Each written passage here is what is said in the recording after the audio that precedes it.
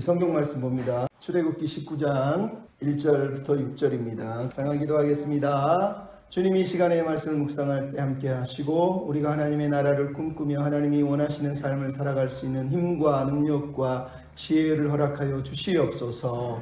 부탁하며 예수님의 이름으로 기도하옵나이다. 아멘. 오늘 말씀의 제목은 하나님 나라의 서막이라는 제목으로 함께 나누려고 합니다. 제가 결혼한 지 이제 3년이 지났습니다. 이 교회에 온 지 3년째, 결혼하고 바로 이 교회에 왔었으니까 3년이 됐습니다. 제가 왜? 결혼을 하면서 청첩장에 정현종님의 방문객이라고 하는 시를 올렸습니다. 방문객이라고 하는 시의 내용이 여기 이렇게 써 있습니다. 사람이 온다는 건 실로 어마어마한 일이다. 그는 그의 과거와 현재와 그리고 미래와 함께 오기 때문이다. 한 사람의 일생이 오기 때문이다. 부서지기 쉬운, 그래서 부서지기도 했을 그 마음이 오는 것이다. 여러분, 우리가 살면서 우리 혼자 살지 않습니다.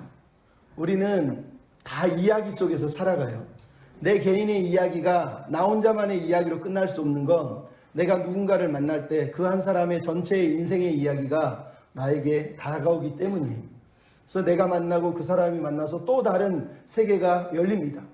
나 혼자 태어나서 끝나는 게 아니라 태어나다 보니까 내 앞에 부모가 있고 또 형이 있고 동생이 있고 내 삶에 나만의 세계가 있는 것이 아니라 계속해서 내 이야기가 커지고 확장되는 것을 우리가 알 수 있어요. 우리는 모두 그래서 이야기 속에서 살아가는 거예요. 중요한 건 내가 나만의 이야기 속에서 살다가 끝나버리는 인생은 사실은 비참한 거예요. 우리 모두는 사회적인 동물이라고 그러잖아요. 남의 이야기를 들으면서 서로가 서로의 이야기를 통해서 더 큰 이야기를 만들어가는 사람들이에요. 더 큰 이야기 속에서 살아가는 사람들이란 말이죠.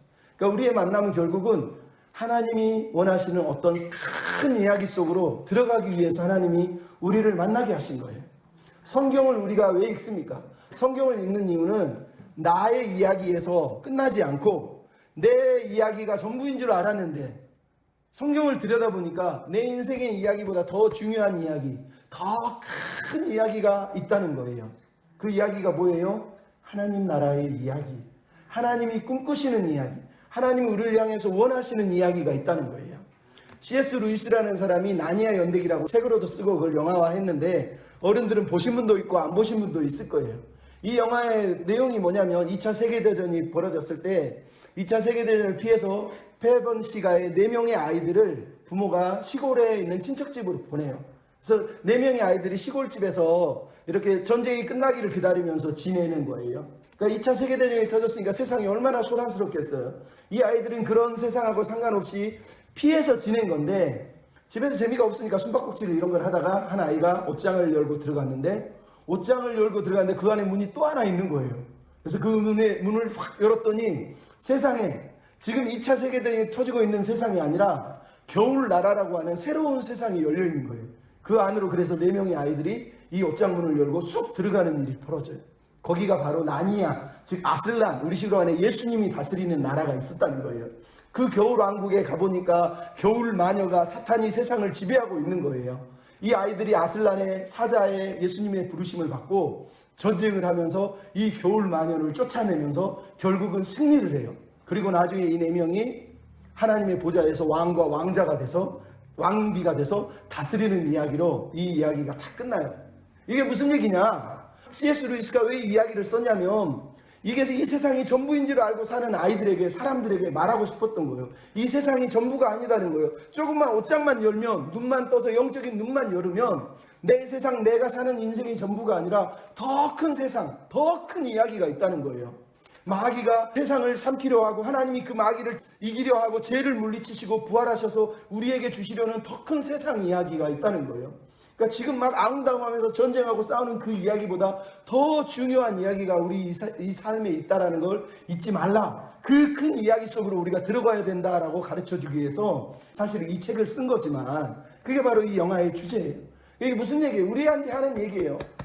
내 얘기가 전부인 줄 알고 이게 전부인 줄 알고 살았는데 하나님을 믿으니까 영적으로 눈에서 비늘이 벗겨지니까 새로운 세상, 영적인 세상, 마귀가 우리를 삼키려 하고 하나님은 그 마귀를 멸하시고 죄를 멸하시고 우리를 영원한 하나님 나라의 백성으로 삼으시려고 하는 하나님의 나라의 이야기가 있다는 거예요. 그러니까 우리가 하나님을 믿어야 돼요. 하나님을 못 믿으면 내 인생이 이게 전부인 줄 알고 이 이야기 속에서 살아요. 아이고 힘들어 죽겠네, 못 살겠네 이러면서 그냥 끙끙끙끙 거리며 사는 거예요. 하지만 하나님을 만나면 내 이야기보다 더 큰 이야기가 있는 거예요. 내 몸이 아픈 것보다 더 큰 이야기가 있는 거예요. 내 아픔도 상처도 사용하실 만큼 큰 하나님의 이야기가 있단 말이에요. 그래서 우리가 노래하는 거예요. 아름다운 이야기가 있네, 구세주의 사랑 이야기, 이렇게 부르는 거예요. 그러니까 여러분, 우리가 예수 믿는다는 건 내 인생 이야기를 살기 위해서 믿는 게 아니에요. 내 인생의 자그마한 이야기가 하나님 나라의 큰 이야기 속으로 들어가기 위해서 믿는 거란 말이에요. 그래서 성경은 우리에게 뭘 가르쳐 주느냐? 하나님 나라의 이야기를 들려주는 거예요. 우리는 하나님의 나라의 이야기를 배워야 된단 말이에요. 여러분, 이 성경을 우리가 왜 공부합니까? 그것도 출애굽 전부터 바벨론 포로까지의 성경의 구약 성경 이야기는 몇천 년 정도 돼요. 근데 이 이야기가 어디서 벌어진 거예요? 이스라엘이라고 하는 아주 조그만 저기 지중해에 있는 아주 작은 땅이에요. 지구를 따져서 지구로 봤을 때는 저기 빨간색 점도 보이지도 않는 그 조그만 나라에서 이루어진 이야기란 말이에요. 성경 이야기가. 근데 이 조그만 나라에서 이루어지는 이야기를 우리가 왜 공부해야 되죠? 하나님이 이 작은 나라를 선택하셔서 그들을 통해서 하나님이 꿈을 보여주시고 비전을 보여주시고 당신이 온 세상을 통치하시려는 하나님의 나라를 꿈꾸고 계셨다는 거예요. 이 조그만 나라를 다스리기 위해서 이스라엘 택한 게 아니라 이 우주라고 하는 온 세상에, 지구라고 하는 온 세상을 통치하시려고 하나님이 이스라엘을 택해서 그들과 언약을 맺으시고 그들에게 역사하셨던 이야기가 성경의 이야기란 말이에요. 그러니까 우리가 배우는 건 이스라엘 역사를 배우는 게 아니라 이스라엘을 통해서 꿈꾸시는 하나님 나라의 꿈, 하나님의 비전, 그것들을 우리가 배우기 위해서 이 성경을 공부를 한단 말이에요. 이 성경을 통해서 하나님은 내가 세상을 다스리고 있다, 내가 세상을 통치하고 있다, 내가 온 세상을 통치하겠다라고 하는 하나님이 왕이시라고 하는 것을 선언하는 거예요. 근데 사단이 그리고 세상이 죄악이 너무 관영하니까 이 하나님의 나라를 받아들이지 못하잖아요. 심지어 이스라엘조차 실패한단 말이에요. 그럼에도 하나님은 이스라엘이 실패했음에도 불구하고 당신의 꿈, 당신의 비전을 포기하지 않으셨어요. 그게 뭐예요? 하나님 나라의 이야기란 말이에요. 하나님은 여전히 당신이 온 세상을 통치하시고 다스리시기를 원하시는 거예요. 그러니까 우리가 하나님을 믿는다는 건 내 이야기가 아니라 하나님 나라의 이야기, 하나님이 꿈꾸시는 그 나라를 위해서 살라고 부름받았다라는 걸 우리가 깨닫는 거예요. 그거를 깨달아야 나중에 내 일생의 평범한, 매일의 평범한 이 일상조차도 하나님의 나라를 위해서 하나님의 나라를 사용하시고 있다는 걸 깨닫고 감사하며 살 수 있는 거예요. 여러분, 그런 얘기를 하려고 성경을 우리에게 주신 거란 말이에요. 특별히 우리가 이제 배울 모세오경, 모세오경은 창세기, 출애굽기, 레위기, 민수기, 신명기 이렇게 5개의 책이 쓰여 있어요. 한 권이지만 5개로 나눈 이유가 여러 가지가 있지만 중요한 건 이 5권을 통해서 하나님이 말씀하신 싶은 게 있단 말이에요. 이 히브리어하고 헬라어하고 성경 제목이 다 틀려요. 창세기는 게네시스, 기온이라고 하는 뜻이고, 엑소더스는 출애굽기는 탈출이라는 뜻이고, 레위기는 예배, 부르셨다라는 뜻이고, 아리스모스라고 하는 민수기는 숫자를 셌다 이런 뜻이에요. 그리고 듀트로노미라고 하는 신명기는 제2의 율법이라는 뜻이에요. 그런데 우리가 가진 이 성경이 그리스의 이름을 따서 지어졌지만, 우리는 그렇게 부르지만 실제로 히브리 사람들에게 성경은 그 첫 글자, 창세기의 맨 첫 글자를 따서 성경을 지었어요. 그게 뭐냐? 태초에 베레시트, 즉 태초에, 기온을 말하는 거예요. 그러니까 하나님이 태초에 어떤 꿈을 꾸셨는지를 보여주는 게 창세기. 출애굽기는 베엘레 쉐모트, 그들의 이름이 다음과 같다. 즉 하나님이 하나님의 백성들을 모으셔서 나라를 세우기 위해서 하나님이 택하신 백성들의 이름들을 얘기해 주면서 하나님이 이 사람들을 통해서 하시려는 게 있다라는 걸 들려주는 거예요. 레위기는 그가 불렀다라는 얘기를 통해서 하나님께 예배하는 사람은 하나님 우리를 부른 사람들이 예배하는 거예요. 왜 부르셨을까? 그거를 깨달으려고 하는 게 레위기라는 거예요. 민수기는 베 미드바르, 즉 광야에서 첫 글자예요. 첫 글자. 즉 하나님의 나라를 위해서 우리는 광야에서 훈련받는 백성으로 부름을 받았다는 거예요. 신명기는 뭐냐? 엘레하드바리, 말씀들은 다음과 같다. 즉 하나님의 나라의 백성을 통치하는 통치의 원리가 뭐라고요? 말씀이라는 거예요. 말씀으로 우리를 통치하신다는 거예요. 그러니까 내가 하나님의 백성이 되려면 하나님의 통치를 받는 비결이 뭐냐? 말씀대로 사는 거예요. 말씀에 순종하는 거예요. 근데 이렇게 창세기, 출애굽기, 레위기, 민수기, 신명기가 있는데 여러분 이 성경에서 우리에게 가장 중요한 성경은 아마 창세기 이렇게 얘기할 거예요. 왜? 창세기는 온 세상을 지으신 하나님, 그 하나님의 꿈과 비전의 이야기를 우리에게 들려주고 있고 세상에 하나님이 누구신지, 인류가 어떻게 시작했는지, 죄가 어떻게 들어왔는지 알려주는 게 창세기란 말이에요. 하지만 이스라엘 사람들에게 가장 중요한 책이 뭐냐? 출애굽기예요. 왜? 이스라엘이 하나님을 경험한 최초의 시간이 어디냐? 출애굽 사건이에요. 출애굽을 통해서 이스라엘 백성들이 하나님이라는 분이 우리 민족을 선택해서 우리 민족을 통해서 우리에게 언약 백성, 하나님 나라의 백성으로 삼으시고 하나님의 나라를 세우시려고 하는구나 라는 걸 경험한 사건이 출애굽기라는 거예요. 그 출애굽기를 경험하면서, 출애굽을 경험하면서 왜 하나님이 우리를 구원하셨지? 아담, 노아, 아브라함을 통해서, 야곱과 이삭을 통해서 약속했던 그 자손, 그 땅, 그 축복을 우리에게 주시기 위해서 그걸 통해서 세우려는 나라 때문에 우리를 구원하신 거구나라는 걸 깨닫게 하려고 출애굽한 백성들에게 모세가 책을 쓰기 시작한 게 창세기란 말이에요. 그러니까 출애굽을 경험한 사람들에게 출애굽을 했는데 왜 하나님 우리를 구원해 주신 거예요? 왜 하나님 우리를 출애굽시킨 거예요? 이유를 물어볼 때 모세가 그들에게 답을 줘야 되잖아요. 그 답의 시작이 어디라고요? 창세기란 말이에요. 너희를 괜히 출애굽시킨 게 아니야. 그냥 너희 불쌍해서 구원해 준 게 아니라 창세기부터 품으신 하나님의 꿈과 비전들 때문에 너희들을 구원해서 하나님이 세우려는 나라 때문에 너희들을 구원해서 그 나라 백성이 되게 하시려고 하시는 거야 라는 걸 알려주기 위해서 모세가 창세기, 출애굽기, 레위기 이렇게 순서대로 이 글을 쓰게 되는 거예요. 신약성경으로 따지면 이런 거예요. 여러분 신약성경에서 제일 먼저 서신 이전에 사도행전이 있어요. 사도행전을 통해서 복음이 전파되니까 예수 믿는 사람들이 생기잖아요. 왜 예수 믿는 사람들이 궁금하죠? 뭐가 궁금해요? 예수님이 누구시지? 예수님은 어떻게 사셨을까? 그래서 쓴 게 복음서예요. 마태, 마가, 누가, 요한. 사도행전을 통해서 경험한 예수님을 믿은 사람들, 이방인들에게 예수님이 누구신지, 예수님의 꿈이 무엇인지, 예수님이 왜 죽으셨는지를 알려줘야 되잖아요. 그게 그 다음에 마태, 마가, 누가, 요한이 쓰여졌단 말이에요. 똑같아요. 출애굽한 백성들에게 출애굽의 이유, 출애굽한 사실을 설명하기 위해서 창세기부터 다시 이렇게 기록을 한 게 성경의 형성사예요. 형성사. 그러니까 여러분 우리에게 출애굽기가 그래서 중요한 거예요. 자, 그러면 여러분 출애굽이 왜 중요하죠? 하나님은 왜 이스라엘 백성을 출애굽했다고 그럽니까? 성경은 가장 먼저 얘기하는 게 뭐냐? 출애굽 사건이 하나님 나라가 이제 나라로서 시작하는 시점이라는 거예요. 하나님 나라가 이제 열린 거예요. 서막이 시작되고 있다라는 얘기를 우리에게 들려주고 있어요. 이 출애굽기가 왜 중요하냐? 하나님 이스라엘 출애굽한 이유가 설명이 되어 있어요. 뭐라 그럽니까? 하나님이 그들의 고통 소리를 들으시고 아브라함과 이삭과 야곱에게 세운 그의 언약을 기억하사. 이스라엘 자손에게 말하기를 나는 여호와라. 너희를 내 백성으로 삼고 나는 너희의 하나님이 되리니 나는 너희의 하나님 여호와인 줄 알리라. 하나님이 이스라엘을 출애굽시킨 이유가 뭐냐? 첫 번째 언약 때문이라는 거예요. 여러분 하나님이 기억했다 이 말은 언약 백성들을 기억한다는 뜻. 성경에서 기억한다는 말은 언제나 자기 백성을 기억한다는 뜻이에요. 그러니까 하나님이 뭘 기억한 거예요? 아브라함과 이삭과 야곱에게 했던 언약을 기억했어요. 그 언약의 내용의 핵심이 뭐냐? 아브라함과 이삭과 야곱에게 네 자손들에게 땅을 줘서 여기서 나는 너희의 하나님 되고 너희는 내 백성이 되는 그 나라를 세울 거야 라고 하는 언약을 주셨다는 거예요. 그러니까 이게 출애굽한 첫 번째 이유라는 거예요. 언약 때문이잖아요. 하나님이 언약을 세운 이유가 뭐예요? 그 나라를 세우려는. 그래서 모세가 하나님이 출애굽시킨 이유를 두 번째 얘기해요. 출애굽기 15장에 보면 이렇게 써있죠. 주께서 주의 백성을 인도하시되 주의 거룩한 초소에 들어가게 하십니다. 주의 백성을 인도하사 주의 기업의 산에 심으시려 하십니다. 주의 손으로 세우신 성소입니다. 여호와께서 영원토록 거기서 우리를 다스리실 것입니다 라고 모세가 출애굽한 이유를 설명을 하고 있어요. 왜 하나님이 출애굽을 시켰다고요?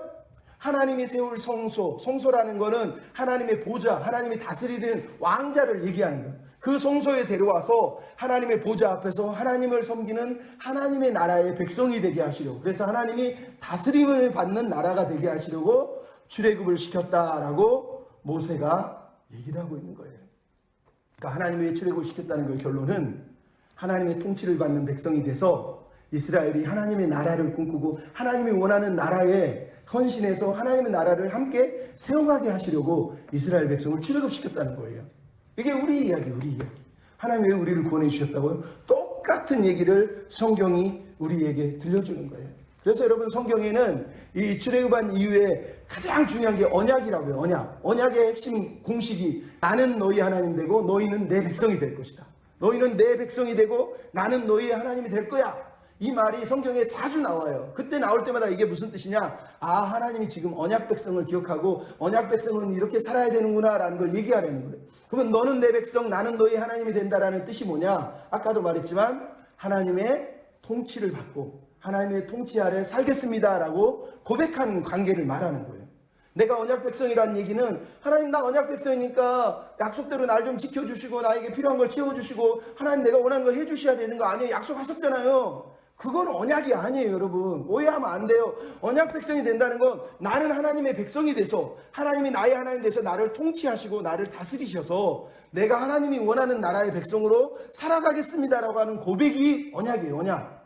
그러니까 여러분이 언약을 자꾸 오해를 하면 나를 지켜주실 거죠. 날 버리지 않을 거죠. 나의 필요를 채워주실 거죠. 거기서 끝나는 건 언약 백성이 아니에요. 늘 얘기하지만 그거는 언약이 아니라니까요. 진짜 언약은 하나님 나를 통치하시고 하나님 나를 다스려 주셔서 내 매일매일의 삶조차 하나님의 나라에 다스림받는 존재로 살게 해주십시오라고 기도하는 거예요. 언약이. 그게 언약 백성이에요. 그래서 성경에는 하나님의 비전, 선언문이 있어요. 하나님이 당신을 향한 비전 선언문이 있어요. 그게 뭐예요? 오늘 우리가 읽었던 출애굽기 19장에 나오잖아요. 내가 너희를 택한 이유는 너희는 내 소유가 돼서 제사장 나라가 되는 거예요. 그냥 나라가 아니라 제사장 나라, 즉 거룩한 하나님의 나라가 되어서 온 세상에 세계가 다 하나님께 속해 있지만 아직 하나님께 통치를 받고 있는 게 아니에요. 그래서 하나님 말하는 거예요. 너희를 선택해서 온 세계가 너희가 제사장 나라가 되므로 그들이 다 하나님 앞에 돌아와서 하나님께 예배하고 하나님의 다스림을 받는 나라가 되기를 나는 꿈꾼다. 하나님의 비전을 선언하고 있는 게 출애굽기 19장 이야기예요. 그래서 구약학자들도 구약 성경에서 제일 중요한 구절이 출애굽기 19장 1절부터 6절, 특별히 4절부터 6절이라고 얘기를 하는 거예요. 근데 여기 이 비전이 어디서 사실 시작되느냐? 창세기 1장 28절 26절에 나와 있어요. 하나님이 뭐라 그럽니까? 인간을 만드시면서 나의 형상 나의 모양대로 만들어서 그들로 다스리게 하자. 다스리게 하자. 너희가 정복하고 생육하고 번성해서 다스려라. 하나님이 세상을 통치하셔야 되는데 지금 하나님이 뭐라 그러는 거예요? 하나님의 통치 방식이 뭐라고요? 인간을 통해서 우리를 통해서 우리가 대리자가 돼서 하나님이 우리를 통해서 세상을 다스리기를 원하셨다라는 거예요. 그러니까 하나님이 태초의 꿈, 하나님이 꿈꾸시는 나라, 그 나라를 세우기 위해서 우리를 만드셨다는 거예요. 그러니까 인간의 사명이 뭐예요? 하나님의 권위, 하나님의 능력, 하나님의 사명을 부여받아서 하나님의 뜻대로 힘을 사용해서 세상을 섬기고 세상을 다스리고 세상에 축복이 넘쳐나도록 하는 게 우리에게 허락하신 사명이라는 거예요. 근데 이걸 오해하니까 사람들이 이 구절만 보고 야 정복해도 된대, 다스려도 된대. 그래가지고 옛날에 식민지 전쟁을 기독교 국가들이 한 거 아닙니까? 십자군 전쟁을 해서 사람들을 때려 죽이고 식민지 전쟁을 해서 원주민들 다 학살하고. 여러분 그거는 성경을 오해한 거란 말이에요. 성경이 말하는 거 다스리다는 거 막 남들을 밟고 막 죽이는 걸 얘기하는 게 아니에요. 그들이 생육하고 번성할 수 있도록 충만하게 살 수 있도록 하는 걸 말하는 거란 말이에요. 이 비전을 하나님이 아담과 하와가 실패하니까 다시 시작하는 게 어디예요? 아브라함을 부르시면서 뭐라 그럽니까? 아브라함에게 이르시되 너에게 땅을 주겠다. 그리고 큰 민족을 세우겠다. 여기 민족이라는 히브리어 단어 고이가 국가, 나라라는 뜻이에요. 그러니까 너를 통해서 내가 큰 나라를 세울 거야. 그래서 어떻게 한다고요? 모든 민족이 복을 받게 할 거야. 그리고 이 땅을 네 자손에게 줄 거야. 여러분 나라의 3대 요소가 뭐예요? 영토, 주권, 국민. 국민이 필요하고 영토가 필요하고 주권이 필요한 거예요. 하나님 지금 말씀하시는 거예요. 영토, 땅을 주겠다는 거예요. 국민, 자손을 주겠다는 거예요. 그리고 여기 안 써졌지만 뭐예요? 축복, 주권이에요. 주권. 하나님의 복을, 하나님의 권세를, 하나님의 주권을 세상에 확장하고 드러내는 걸 말하는 거예요. 그러니까 하나님은 아브라함에게 태초에 창세기에 품으셨던 그 나라의 꿈을 심고 계신 거예요. 네가 이 꿈을 잃어버리지 말고 이 꿈을 품고 살았으면 좋겠어 라고 이스라엘을 태동하게 된 언약의 핵심이 돌아오는 거예요. 그러니까 출애굽 백성들이 출애굽한 이유를 들으면서 하나님과 맺은 언약의 의미가 무엇인지 하나님의 나라의 비전이 무엇인지를 다시 돌아보면 결국 우리가 읽은 이 창세기 1장 그리고 창세기 12장 이야기로 돌아가게 돼 있단 말이에요. 그래서 여러분 모세 오경이 뭐냐? 하나님 나라의 프로젝트예요. 프로젝트. 즉 하나님이 온 세상을 어떻게 통치하고 다스리려고 하는지 하나님의 꿈이 서려 있는 게 모세 오경이에요. 창세기, 아까 얘기했죠. 뭐예요? 하나님 나라의 비전이 심겨져 있는 게 창세기예요. 하나님 나라의 청사진이 그대로 들어있어요. 창세기는 하나님이 온 세상을 어떻게 다스리길 원하고 어떤 나라를 세우고 싶은지가 창세기에 기록되어 있는 거예요. 출애굽기는 뭐예요? 하나님 나라의 이제 서막, 이제 시작이 되고 있는 거예요. 하나님 나라를 시작하면서 준비하고 있어요. 왕궁을 세우고 성막을 세우는 걸 말하는 거예요. 거기서 예배하고 그리고 법을 세우고 국가의 법을 만들어서 국가가 시작하고 있는 그 시작점이 출애굽기라고 얘기하는 거예요. 그리고 레위기는 뭐예요? 레위기는 하나님 나라의 백성의 정체성, 하나님 나라의 백성의 삶, 하나님 나라의 백성은 어떻게 살아야 되느냐? 성화, 거룩하게 예배하는 자로 살아야 된다. 이걸 얘기하는 거예요. 민수기는 뭐예요? 하나님 나라의 백성답게 거룩하게 살기 위해서 광야에서 훈련을 받는 거예요. 광야 훈련을 통해서 하나님 나라의 백성으로서 죄를 덜어내고 독소를 뽑아내고 거룩한 존재로 훈련되는 거. 그리고 나서 아까 얘기했죠. 신명기는 뭐라고요? 하나님 나라의 백성의 통치 방식, 말씀이다. 말씀. 말씀을 통해서 우리는 다스림을 받고 말씀을 먹음으로 우리는 하나님의 통치를 받는 백성으로 하나님이 세우셨다는 거예요. 그러니까 모세오경은 말 그대로 하나님 나라의 프로젝트예요. 하나님이 어떻게 이 세상을 하나님의 나라로 세우고 싶으시냐. 바로 이 비전을 보여주신 게 모세오경에 들어있는 거예요. 그래서 요수아 이후의 예의 뭐예요? 요수아 이후의 내용은 하나님 나라를 위한 전투예요. 전투. 순종하면 성공하고 불순종하면 실패해요. 뭐에? 하나님의 통치인 말씀에. 말씀에 순종하면 하나님 나라는 확장되지만 말씀에 불순종하면 하나님 나라는 결국은 실패하는 거예요. 우리가 지금 읽은 구약 성경이 뭐예요? 결국은 이스라엘 백성이 실패했다는 얘기를 듣게 되는 거잖아요. 말씀에 순종하지 않아서. 근데 여러분, 그래서 선지자들이 꿈을 꾸잖아요. 선지자들이 이스라엘의 실패를 보면서 얼마나 마음이 아팠어요. 근데 하나님이 선지자들에게 소망을 보여주셨죠. 어떤 소망? 하나님이 다시 새로운 출애굽을 하실 거라는 거예요. 그게 이사야서에 보면 이렇게 나와 있어요. 51장에 보면 11절, 15절, 16절. 내용이 뭐예요? 내가 포로된 자를 시온으로 돌아오게 하겠다. 어떻게? 바다를 휘젓고 물결을 흔들어가지고. 즉, 출애굽, 새로운 출애굽이에요. 즉, 홍해를 가르신 것처럼 하나님이 이제 바벨론 포로를 돌아오게 하시는 사건조차도 새로운 출애굽의 역사로 지금 성경이 바라보게 하는 거예요. 그래서 우리가 다시 출애굽 백성이 된다는 얘기는 하나님의 비전을 다시 하나님이 심어주겠다는 얘기예요. 그래서 시온 이스라엘 하나님의 나라 백성들에게 내가 너희 하나님 되고 너는 내 백성이 될 거야 라는 걸 또다시 말씀을 하시고 있는 게 바로 선지자들을 통해서 우리에게 들려주는 거예요. 그러니까 여러분, 구약 성경이 마지막 엔딩은 결국 하나님의 나라를 소망하면서 하나님이 새로운 출애굽을 통해서 이스라엘은 실패했지만 다시 하나님의 나라를 시작하고 싶은, 포기하지 않는 하나님의 꿈을 출애굽기가 우리에게 들려주고 선지자가 그거를 소망하고 있는 거예요. 여러분, 이 소망의 이야기가 어디 나와요? 신약 성경에 보면 나오잖아요. 신약 성경에 재미있는 구절이 나와요. 누가복음 9장 31절. 예수님이 변화산상에서 모세와 엘리야와 만나서 얘기를 합니다. 그랬더니 베드로와 요한과 야고보가 그걸 막 보게 돼요. 그러면서 베드로가 깜짝 놀라면서 야, 모세도 보고 엘리야도 보니 여기다 초막을 짓자 막 이런 얘기를 해요. 근데 누가복음 9장 31절에 이상한 말씀이 써 있어요. 영광 중에 나타나서 장차 예수께서 예루살렘에서 별세하실 것을 말씀하시더라. 별세가 뭐예요? 우리는 별세 그러면 뭐예요? 돌아가시는 거예요. 돌아가시는 거. 근데 별세가 헬라어로는 뭐라고 돼 있냐? 엑소더스예요. 별세가 아니라 길 떠나다는 뜻이에요. 무슨 얘기냐? 예수님이 이 땅에 오셔서 하신 일이 뭐냐? 새로운 엑소더스, 즉 출발, 새 출애굽을 하셨다는 얘기예요. 별세를 한글로 번역해 놓으니까 죽음이지만 실제로 헬라어는 엑소더스예요. 길을 떠난다는 뜻이에요. 이스라엘 백성이 출애굽을 왜 했습니까? 애굽이라고 하는 죄의 땅에서 떠나서 하나님의 나라로 들어가기 위해서 떠난 거예요. 근데 그들이 하나님 나라의 작업에 실패하고 무너졌잖아요. 예수님이 이 땅에 오신 이유가 뭐냐?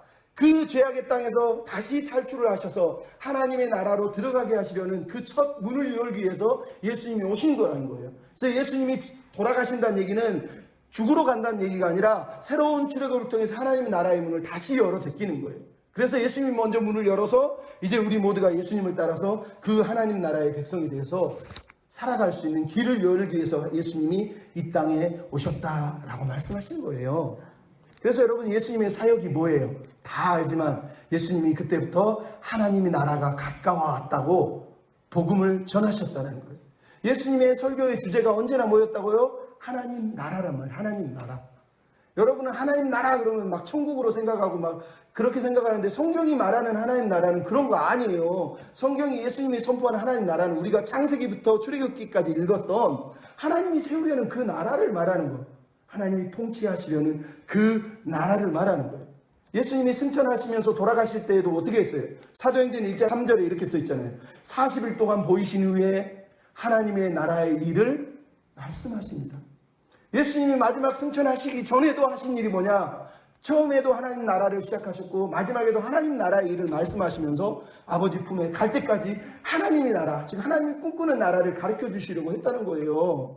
그럼 이게 예수님의 사역이에요. 사도행전에 사도 바울의 사역이 그래서 뭐라고 써 있습니까?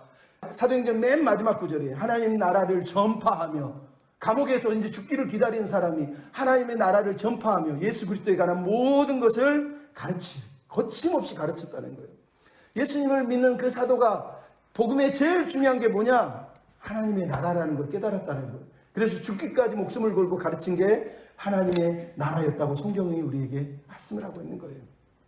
그래서 여러분 교회 다니면서 하나님의 나라 그냥 쉽게 생각하면 안 돼요. 나 예수 믿고 천국 가면 되지 뭐 어렵게 생각하고 그렇게 사시면 여러분 그거는 신앙이 아직도 여기 있는 거예요. 여기. 진짜 믿음의 사람, 성경의 사람들은 하나님의 꿈, 하나님의 비전을 내가 붙들고 나도 하나님 나라를 위해서 내 이야기가 아니라 하나님의 이야기, 하나님 나라의 큰 이야기 속으로 내가 들어가서 그 나라의 백성으로 살아야 된다니까요. 성경 전체가 이걸 들려주는 거예요. 우리가 아는 하나님 나라, 구약 성경은 이렇게 돼 있어요. 모세오경은 하나님 나라의 비전을, 역사서는 하나님 나라의 실행 역사, 하나님 나라가 어떻게 실행됐었는지, 실패했는지, 그 다음에 시가서는 뭐예요? 하나님 나라 백성들의 정체성과 삶, 우리는 하나님 나라 백성답게 어떻게 살고 있는지 찬양하며 기도하며 예배하며 울며 그렇게 살아가는 이야기. 그리고 선지자가 뭐예요? 하나님 나라의 실패와 소망. 실패했지만 하나님은 다시 새로운 나라를 시작해 주실 것이다. 이게 구약 성경 전체를 관통하는 내용이에요. 하나님 나라는 여전히 그렇게 진행돼요. 신약 성경으로 넘어오면 어떻게 돼요? 하나님 나라는 복음서에서 하나님 나라가 예수를 통해서 다시 시작됐다, 도래했다고 얘기를 하고 있어요. 사도행전을 보면 하나님 나라가 이제 실행이 되고 있고 하나님 나라의 현장을 통해서 하나님 나라가 확장되는 이야기가 들려지고 있잖아요. 서신서에 가면 하나님 나라의 백성들의 삶과 사명, 정체성이 무엇인지를 우리에게 들려주면서 우리가 부르심 받은 대로 거룩한 백성으로 거룩한 나라를 위해서 살아야 된다라고 얘기하잖아요. 그리고 계시록이 뭐예요? 하나님 나라의 시험과 마지막 최후 승리. 하나님 나라는 여전히 마귀를 통해서 시험을 받고 있지만 마지막 날에 결국은 승리할 거라고 우리에게 얘기해주고 있는 거예요. 그러니까 우리가 그 하나님 나라를 위해서 살아가고 있는 놀라운 하나님의 백성들이라는 거예요. 그럼 얼마나 감사합니까? 이런 하나님의 마음을 우리가 품고 여기서 예배를 드리고 있는 거예요. 여러분의 이제 궁금한 게 있어요. 하나님의 나라가 무엇일까요? 하나님의 나라. 여러분 궁금하지 않습니까? 이 하나님 나라가 무엇일까? 이미 얘기를 했음에도 우리는 고민되는 게 하나 있어요. 그게 뭐예요? 낙원, 천국, 파라다이스. 왜? 예수님이 얘기했거든요. 강도에게 네가 오늘 나와 함께 낙원에 있으리라. 낙원은 무엇일까요? 하나님 나라와 낙원은 똑같은 것일까요? 절반은 같고 절반은 틀려요. 왜? 여러분 유대인들에게 낙원이 어디냐? 종말론적 동산, 파라다이스. 말 그대로 죽어서 심판을 받기 전까지, 부활의 몸을 입기 전까지 기다리는 장소를 낙원이라 그래요. 그러니까 예수님은 유대인이셨고 그 당시 예수님이 유대인들이 믿고 있는 그 하나님에 대한 신앙을 예수님이 그대로 인용하시는 사건이 바로 이 낙원이라고 하는 단어예요. 이 단어는 여러분이 말 그대로 나 죽어서 빨리 하나님 앞에 가고 싶어요, 천국 가고 싶어요 할 때 쓰는 그 단어가 맞아요. 그 낙원을 말하는 게 맞아요. 왜? 우리가 죽어서 마지막 최후 부활을 입을 때까지 하나님 품에서 대기하고 기다리는 장소를 낙원이라 그래요. 누가복음 16장에 그래서 나사로에게 뭐라고 하죠? 나사로가 아브라함의 품에 안겨있대요. 아브라함의 품에 안겨있다는 게 뭐예요? 하나님 품에 지금 사실 하나님 나라에 대기하고 기다리고 있는 상태를 말하는 거예요. 사도 바울조차 고린도후서 12장에 그가 낙원으로 이끌려서 말할 수 없는 것을 경험했다고 얘기해요. 그러니까 사도 바울이 삼층천을 경험하면서 내가 낙원을 다녀왔다라고 말하는 거예요. 나오잖아요. 근데 사도 바울이 빌립보서에 뭐라 그럽니까? 내가 세상을 떠나서 그리스도와 함께 있는 것이 좋으나 그러나 지금 할 일이 있어서 이러면서 얘기하는 거 봐요. 그러니까 사도 바울조차도 그냥 차라리 빨리 죽어서 주님 옆에 있고 싶어 했을 때 거기가 어디예요? 낙원이란 말이에요. 계시록에도 그래서 2장 7절에 귀 있는 자는 들어라. 내가 하나님의 낙원에 있는 생명나무의 열매를 먹게 할 것이다. 그러면서 교회들에게 승리의 싸움을 싸우면 낙원에서 생명나무의 열매를 먹게 해준다고 얘기하는 거예요. 그러면 여기 이 본문에 나오는 이 낙원은 아까도 다시 얘기하지만 우리가 예수를 믿고 죽었을 때 특별히 믿는 사람들이 하나님의 품에서 최후 마지막 부활을 입을 때까지 대기하고 기다리는 장소를 낙원이라 그래요. 그러니까 여러분 예수 믿으면서 나 천국 가고 싶어요, 죽고 싶어요, 뭐 죽고 싶으면 죽으세요. 근데 거기는 마지막 정착점이 아니에요. 왜? 최후 부활이 기다리고 있는 거예요. 우리는 거기 가서 아버지 품에 그냥 거기서 계속 사는 게 아니라니까요. 마지막 날에 최후 부활의 몸을 입고 그리고 하나님의 나라에 이제 마지막 날에 하나님 나라에서 하나님과 함께 다스리는 게 마지막 비전인 거예요. 그러니까 여러분이 그거를 자꾸 어려서부터 배운 적이 없거나 모르시니까 그냥 난 죽어서 천국 갈래. 아우 힘든 세상 빨리 죽고 싶어. 여러분 이런 천국관이 어디서 나왔어요? 계시록부터 이미 시작했다는 얘기는 초대교회부터 이미 핍박이 너무 심하니까 사람들이 이 힘든 세상 주님은 기다려도 오시지 않고 나 빨리 죽어서 주님 곁에 가고 싶어. 그러면서 발생한 사고가 나 죽어서 천국 갈래예요. 우리나라는 일본 놈들이 와가지고 공산당이 와가지고 예수 믿는 사람을 때려 죽이니까 나 빨리 죽어서 천국 가고 싶어. 그렇게 계속해서 이런 이상한 천국관이 생긴 거예요. 그걸 우리가 세대주의 전천연설 뭐 이렇게 얘기하는 건데, 그래서 이런 사람들은 빨리 하나님 나라에 가고 싶은데 하나님 나라에 들어가면 어떻게 할까? 막 프로그램을 짜요. 그래서 뭐 7년 하나는 언제 있고 3년 반 환란이 뭐고 3년 후에 뭐 환란은 뭐고 뭐 이런 식으로 막 프로그램을 짜요. 여러분 그건 성경이 아니에요. 그거는 하나님을 성경을 자꾸 문자적으로 읽는 사람들이 궁금하니까, 미래가 궁금하니까 그걸 프로그램에서 쓰는 거지 성경이 그걸 가르쳐주고 있는 게 아니에요. 성경은 우리가 죽으면 낙원에서 하나님 나라를 기다리다가 마지막 하나님 나라가 임할 때 부활하여서 같이 그 나라에 동참하는 게 마지막 이야기라고 얘기하는 거예요. 여러분 우리가 천년이 뭐 얼마나 되고 뭐 7년 환란이 있고 없고 그건 사실은 아무것도 중요한 게 사실 아니에요. 중요한 건 그 나라를 꿈꾸면서 오늘 믿음으로 사는 거를 하나님이 원하시는 거지, 그 나라가 어떻게 돼요? 뭐 곤충이 뭐 황충이 나오는데 황충은 어떻게 생겼어요? 확 나를 잡아먹으면 어떡해요? 여러분 그런 거 생각할 필요가 없다니까요. 왜 그런 걸 고민해요? 그거 누가 얘기하면 무시해요. 그런 거 아무 의미 없는 거예요. 좀 죄송하지만 성경이 그걸 가르쳐주고 있는 게 아니란 말이에요. 또 하나 낙원은 뭐예요? 연옥이 아니다. 여러분 이걸 잊으면 안 돼요. 가톨릭에 다닌 사람은 연옥을 믿어요. 우리는 안 믿어요. 연옥이 뭐예요? 연옥이 뭔지 아시는 분? 가톨릭에서 연옥이 뭐냐면 예수 믿는 사람은 아닌 사람들, 예수를 안 믿는 사람은 무조건 지옥에 가요. 근데 예수를 믿었는데 아직 죄가 다 사함받지 못해서 조금 껄끄러워, 조금 뭐 찝찝해, 이런 사람들이 천국 가기 전에 기다리고 있는 것이 연옥이에요. 연옥에서 뭐를 해요? 죄를 정화해요. 씻어야 돼요. 내 껄끄러운 조금 남은 흠들을 씻어내야 돼요. 그 씻는 장소가 연옥이에요. 성경에는 없는데 서방교회는 3세기, 동방교회는 6세기경에 이 연옥교회를 만들어요.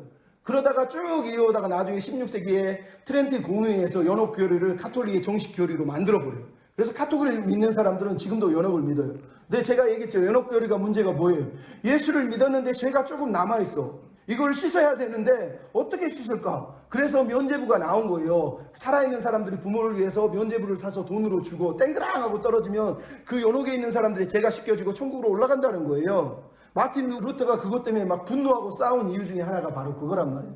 그러니까 연옥은 성경에도 없는 거를 만들어 놓은 거예요. 근데 이거를 가톨릭이 믿어요. 그러니까 여러분도 연옥처럼 믿는 사람이 있어. 예수를 믿는데도 여전히 뭔가 찝찝하면 나 천국 못 갈 것 같아. 그 연옥에 빠져 있는 사람하고 똑같은 거예요. 예수님이 뭐라 그랬어요? 하나님이 뭐라 그랬어요? 우리 예수님의 십자가 대속의 은혜는 단번에, 단 한 번에 완벽하게 우리 죄를 깨끗하게 씻으시는 거란 말이에요.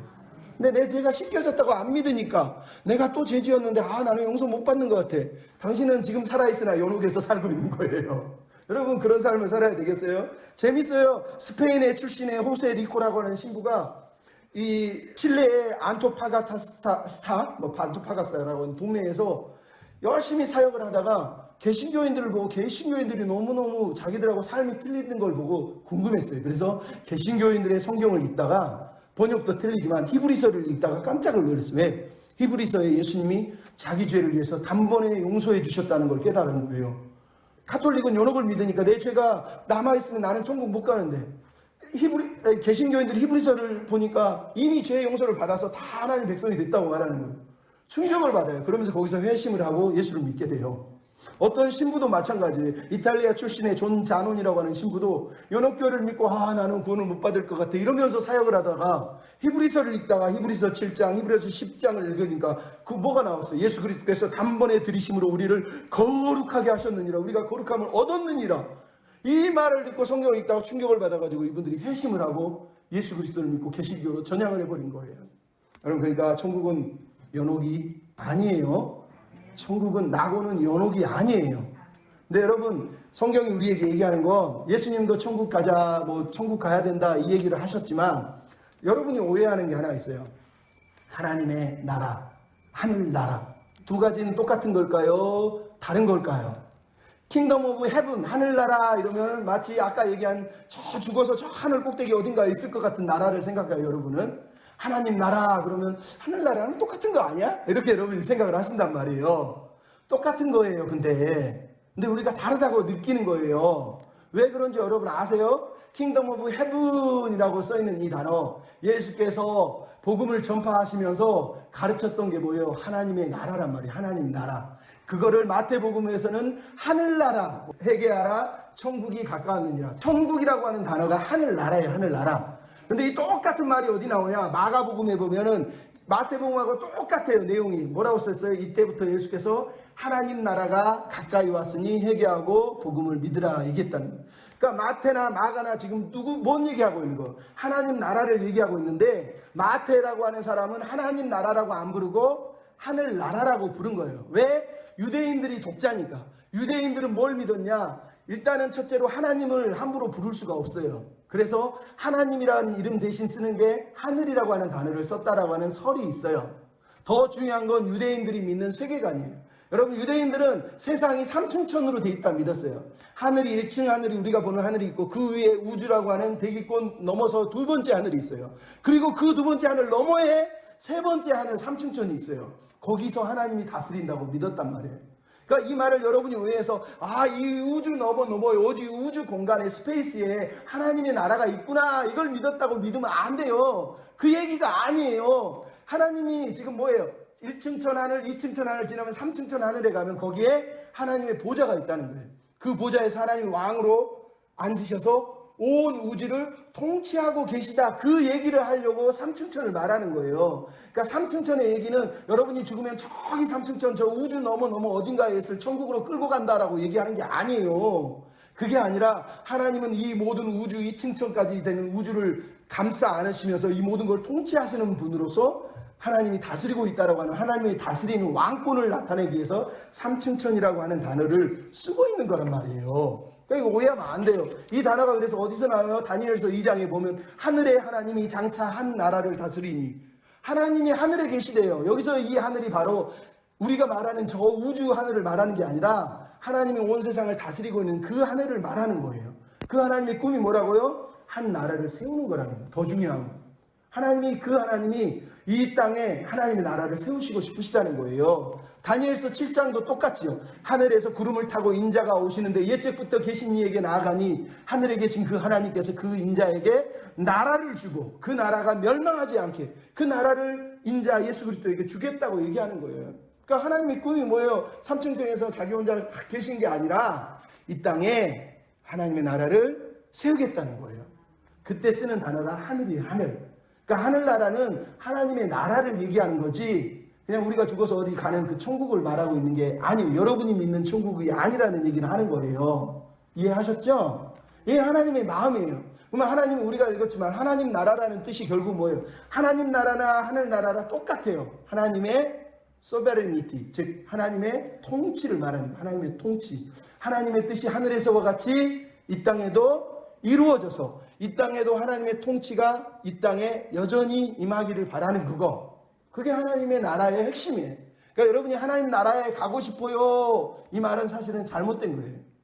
하나님 나 천국 가고 싶어요. 아니면 낙원 가고 싶어요. 이 말은 이해가 되지만 왜? 잠시 하나님 품에 있다가 다시 부활할 거니까 하나님 나 빨리 천국 가고 싶어요. 그 정도는 이해가 돼요. 하지만 나 하나님 나라 빨리 데려가 주세요. 이거는 잘못된 말이에요. 하나님의 나라는 이곳에 임해야 되는 거예요. 하나님의 통치가 저 위에만 아니라 여기 이 땅에도 임해야 되는 거예요. 그러기 위해서 우리를 불렀다는 거예요. 그러니까 하나님 나라 핵심은 하나님이 통치하신다는 뜻이에요. 하나님이 통치하시는 영역, 하나님이 통치하시는 사람, 하나님의 통치 아래에 있는 삶을 하나님의 나라라고 성경이 우리에게 얘기를 하는 거예요. 그래서 이 나라라고 하는 단어가 중요한 거예요. 자, 그러면 결론이 하나님 나라가 뭐라고 얘기합니까? 하나님의 다스림을 받는 상태나 영역을 말하는 거예요. 그러니까 우리가 아직 하나님의 다스림을 온전히 받고 있지 못하는 게 뭐예요? 하나님 안 믿는 사람이 너무 많잖아요. 우리조차 예수 믿는데 죄를 짓고 살잖아요. 그러니까 우리가 아직 여전히 하나님의 통치 아래 들어오지 못하고 있다는 거예요. 그러니까 하나님 나라는 뭐냐? 하나님의 다스림 안에 살아가기를 기도해야 하고 우리에게 말씀하시는 거예요. 나아가 하나님 나라가 뭐라고요? 이미 예수님을 통해서 시작됐어요. 하지만 완성되지 않아서 마지막 날에 장차 온전히 그 나라가 임할 거예요. 그러니까 우리는 이미 시작된 하나님 나라에서 살고 있으면서 아직은 부족해. 아직은 우리가 죄를 짓고 그 나라를 온전히 경험하지 못해요. 부분적으로는 경험해요. 그러나 마지막 날에 그 나라가 온전히 임할 거예요. 우리가 할 일은 뭐냐? 이미 임한 이 하나님의 나라가 확장되도록, 이 나라가 확장되어서 장차 하나님의 나라가 임한 그 일에 우리가 함께 사역되도록 부르신 거예요. 여러분, 우리 힘으로 하나님 나라를 세울 수가 없어요. 하나님 나라는 누가 세워요? 하나님이 임하게 해주셔야 돼요. 하지만 우리를 부르신 이유가 뭐예요? 그 나라를 꿈꾸며 기도하면서 하나님의 비전에 우리가 같이 접속되어서 그분이 원하는 걸 우리도 기도하게 만드는 게 하나님 나라라는 뜻이에요. 그래서 하나님 나라가 뭐냐? 팔복에서는 뭐라고 그래요? 예수님이 지금 심령이 가난한 사람이 복이 있나니 천국이 저희 것입니다. 여기서 천국은 하나님 나라, 하늘 나라를 말하는 거지 낙원을 말하는 게 아니에요. 지금 핍박받고 있는 그 사람은 천국에 들어갔다. 예수님이 말하잖아요. 그러니까 지금 이미 하나님의 백성으로 사는 하나님 나라의 다스림 속에 있는 사람들이 있다고 예수님이 선언을 하신 거예요. 아까 우리가 얘기했던 주기도문도 똑같은 얘기를 하죠. 하나님의 나라, 하나님의 뜻이 이 땅에 이루어지게 해주십시오. 그러니까 우리는 하나님의 백성이란 말이에요. 그걸 위해서 기도하는 거예요. 교회가 하나님의 나라라고 어떤 사람이 얘기해요. 교회는 하나님의 나라가 아니에요. 교회는 하나님의 나라를 위한 전초지, 전진기지. 이 교회를 통해서 하나님의 나라가 확장되고 하나님의 백성들이 하나님의 나라를 소망하면서 그 나라를 꿈꾸며 살라고 우리를 부르신 자리가 바로 이 자리예요. 이해하셨죠? 그러니까 여러분이 하나님 나라를 오해해서 그리고 맨날 소망이 나는 죽어서 천국 가는 것만 소망하시면 그거는 예수 믿는 게 아니에요. 그거는 절반만 믿는 거예요. 절반만. 진짜 우리가 하나님 믿는다. 뭘 믿어야 돼요? 하나님의 꿈을 믿어야 돼요. 하나님의 비전을 믿어야 돼요. 하나님의 나라에 대해서 우리도 소망하면서 살아야 되는 거예요. 여러분, 영화 중에 킹덤 오브 헤븐이라고 하는 영화가 있어요. 이게 1887년 2차 십자군 전쟁 때의 이야기를 영화로 만들었는데 이 이야기의 내용이 뭐냐? 프랑스 시골에서 대장장이를 하고 맨날 이렇게 농기구라든가 이런 걸 만드는 사람이 있었어요. 발리앙이라고 하는 사람이. 근데 오늘 아버지가 나타나서 내가 예루살렘의 한 성의 성주인데 네가 와서 나 대신 하나님의 나라인 예루살렘, 킹덤 오브 헤븐, 하늘나라를 위해서 이 예루살렘을 지키는 싸움을 해주면 안 되니? 그래서 이 발리앙이 처음에는 싫다 그러다가 나중에 우여곡절 끝에 아버지의 꿈을 받들어서 예루살렘으로 가요. 그런데 왜 갔느냐? 살라딘이라고 하는 이슬람의 제국의 왕이 2차 십자군 전쟁이 마무리되는 그 마지막 시점에 예루살렘을 함락시키러 쳐들어온 거예요. 그래서 이 살라딘과 예루살렘 성전을 지키기 위해서 유럽의 전 군대들이 모여서 2차 십자군 전쟁을 치르는 막바지에 이르는 사건이 바로 이 사건이에요. 그래서 두 진영이 싸워요. 결국은 살라딘이 예루살렘을 공격을 해서 예루살렘을 함락시키는 마지막 지경까지 이르게 된단 말이에요. 이 영화에서 제일 재밌는 게 바로 이거예요. 저 뒤에 있는, 여기서는 예루살렘을 저런 식으로 그림을 그려놨는데 저 뒤에 있는 예루살렘, 두 사람들이 이 예루살렘을, 한 사람을 빼앗고 싶고 한 사람은 지키고 싶어요. 이 예루살렘 성이 하나님의 나라였을까요? 하늘 나라였을까요? 영화를 보면 얘기하고 우리가 성경을 봐서도 알지만 아니란 말이에요. 근데 여기에 한 유대의 임금인 예루살렘의 임금은 짐이 곧 예루살렘이다. 여기가 하나님의 나라다. 그러면서 이 예루살렘을 지키려고 해요. 살라하딘이라고 하는 사람은 당신에게 이 성이 무엇이요? 전부이거나 아무것도 아니거나 이렇게 얘기를 합니다. 즉 여기가 하나님의 나라, 다 취하면 내 것이 됐네. 여기가 하나님의 나라라고 믿는 거예요. 하늘나라라고 믿으면서 이 예루살렘 성을 수복하려고 했다는 거예요. 근데 결국 영화의 마지막에 보면 무슨 일이 벌어지냐? 주인공이 예루살렘 성에 사는 백성들을 구하기 위해서 성을 살라하딘에게 예루살렘 성을 넘겨주고 백성들을 다 데리고 생명을 구해서 빠져나와요. 영화가 물어보는 거예요. 하나님의 나라가 무엇인가요? 킹덤 오브 헤븐, 하늘나라가 무엇인가요? 무엇이에요? 사람을 살리는 거라는 거예요. 하나님의 나라는 건물이 아니고요, 교회가 아니고요, 물건, 건물로서 교회를 말하는 거예요. 살아있는 삶, 영혼을 살리는 일, 그게 하나님의 나라라는 거예요. 이 영화가 킹덤 오브 헤븐이라고 말하는 이유가 그거예요. 여러분, 하나님의 나라가 무엇입니까? 여러분에게 내가 오늘 하나님의 꿈을 가지고 한 영혼을 살리고 한 영혼을 품고 한 영혼을 위해서 기도하는 그 자리가 하나님의 나라인 거예요. 여러분, 교회가 이 꿈을 잃어버려서 하나님의 나라가 건물인 줄 알고 매일 교회에 건물 짓고 사람들 긁어 모아서 더 큰 교회, 더 많은 이런 거 세우는 거지, 실제로 하나님 나라는 그런 거 아니에요.